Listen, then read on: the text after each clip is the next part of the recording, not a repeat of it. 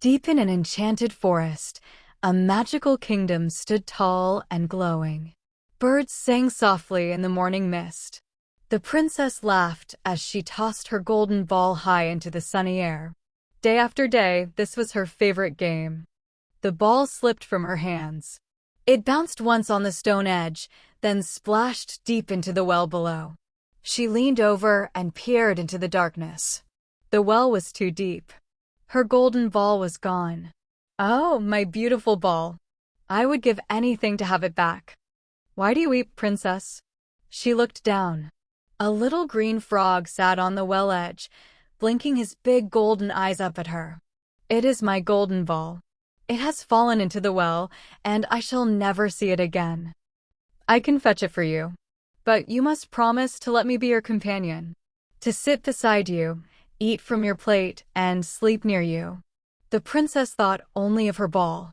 Yes, yes, I promise anything. And the frog leaped in. Moments later, the frog appeared at the surface, pushing the shimmering golden ball up onto the stone edge. The princess snatched it up with a joyful cry. Without another word, she tucked the ball close and ran back toward the palace, her dress flying in the breeze. Wait, princess. Take me with you as you promised. But she was already gone. That evening, the royal family sat down to a warm supper. The candles glowed and the table was full. Then came a knock at the great hall door. The little frog sat patiently on the doorstep, one tiny hand raised, knocking 3 times. Princess, open the door. Do you not remember your promise by the well? The princess opened the door and froze. She looked down at the little frog looking calmly back up at her. She quickly shut the door again. What troubles you, my daughter? There is a frog outside, father. I made him a promise, but I do not wish to keep it. The king looked at her gently but firmly. A princess must always keep her word, even to a frog. Bring him in. The frog hopped up to the table and ate cheerfully from her plate and drank from her goblet.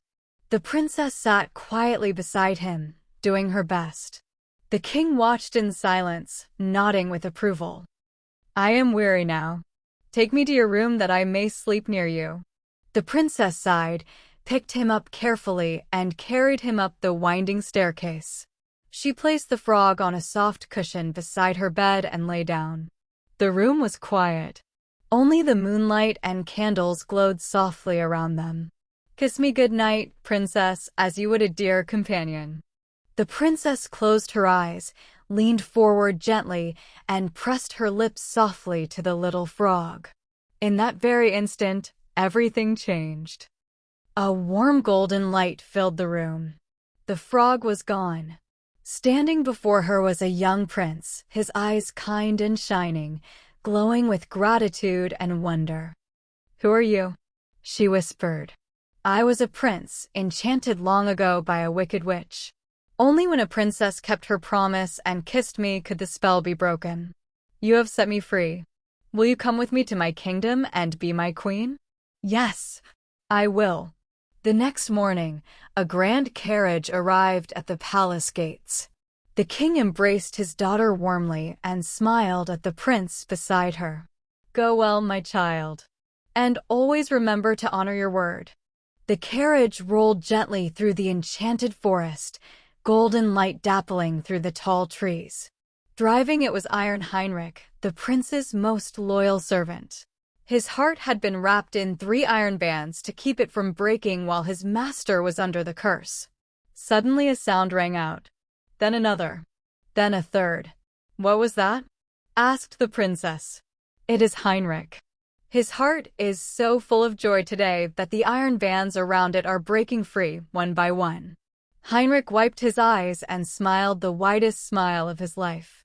The prince and princess rode together into his kingdom, where they were welcomed with great celebration. They were married and lived with kindness, loyalty, and love, happily ever after.